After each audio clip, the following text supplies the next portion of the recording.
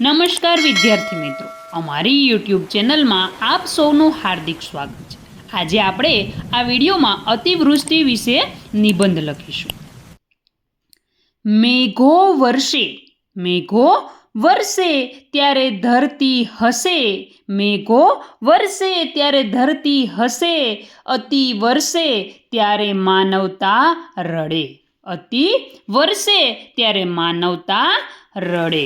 મિત્રો, વિડીયો આગળ જોઈએ એ પહેલાં જો તમે ચેનલ ઉપર નવા હોય તો ચેનલને સબસ્ક્રાઈબ કરવાનું, બેલ આઇકન દબાવવાનું ન ભૂલશો.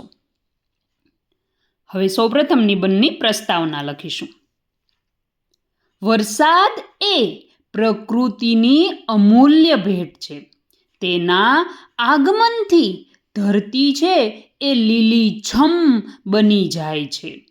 નદીઓ અને તળાવો પાણીથી ભરાઈ જાય છે તથા ખેડૂતોના ચહેરા પર ખુશીની લહેર ફળી વળે છે. પરંતુ જ્યારે વરસાદ જરૂરિયાત કરતાં વધુ પ્રમાણમાં અને સતત વરસે છે ત્યારે તે આશીર્વાદને બદલે આફતનું સ્વરૂપ ધારણ કરે છે. આવા અતિશય વરસાદને અતિવૃષ્ટિ કહેવાય છે. અતિવૃષ્ટિ માનવ જીવન, ખેતી, પશુધન અને મિલકતોને ભારે નુકસાન પહોંચાડે છે. બીજું, અતિવૃષ્ટિના કારણો હવે આપણે જોશું કે શા કારણે અતિવૃષ્ટિ થાય છે.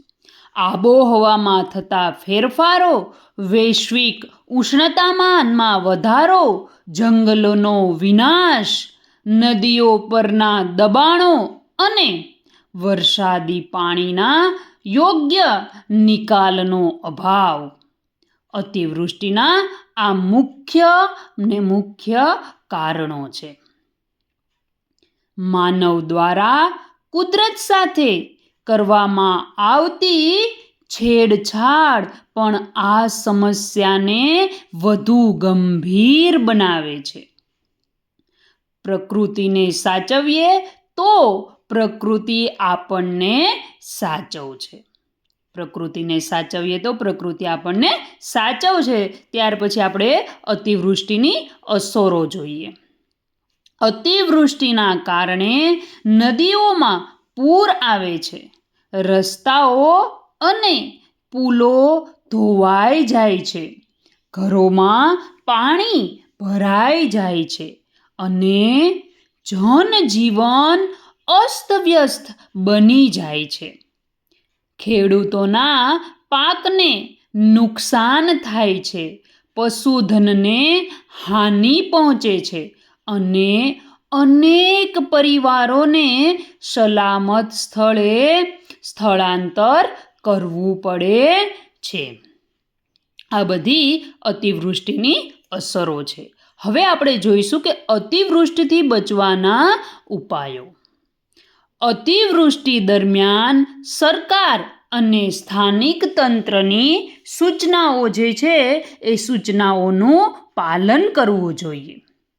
પૂરગ્રસ્ત વિસ્તારોમાં આપણે જવાનું ટાળવું જોઈએ.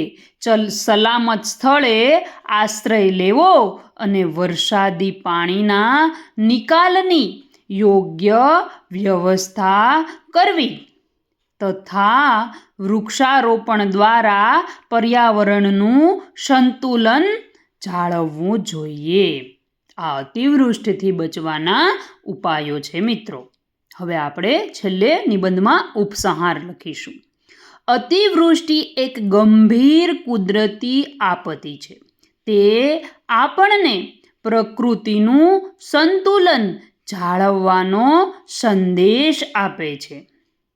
જો આપણે પર્યાવરણનું સંરક્ષણ કરીશું અને કુદરતી સંસાધનોનો સમજદારીપૂર્વક આપણે ઉપયોગ કરીશું તો આવી આપત્તિઓની અસર છે એ ઘણી હદ સુધી આપણે ઘટાડી શકીશું.